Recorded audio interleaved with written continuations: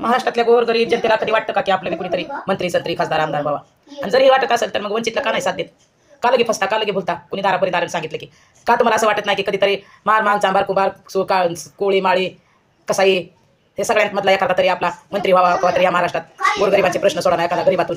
आणि म्हणून त्याच्यासाठी श्रद्धेय बाळासाहेब आंबेडकरांचे नातू सगळ्या जातीला घेऊन सगळं समूह घेऊन ते आज इकडे रस्त्यावर उतरून एवढं 2 ऑपरेशन झाली तरी जीवाची पर्वा न करता आज ते त्यांच्या आजोबांनी दिलेला वसा घेऊन पुढे चालले. मग ह्याला आम्ही साथ देणार आहे का नाही? लोक कधी जागा होणार आहे?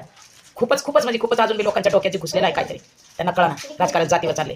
तुमच्यातलं जर एखादा सामान्य गरीब माणूस उभा राहतात तुम्हाला मतदान करतात का? बघा बरं, उच्चवर्णीय जातीची लोक कधीच करू शकत नाहीत. चॅलेंज देऊन सांगते तुम्हाला सपोर्ट करतील का ती लोक? नाही करणार. तुम्ही का करता? अरे आज ज्याच्याकडे पैसा आहे तो श्रीमंत होत चाललाय. मग गरिबांनी कधी व्हायचं का नाही श्रीमंत? गरीबाला मोठं करायचं का नाही?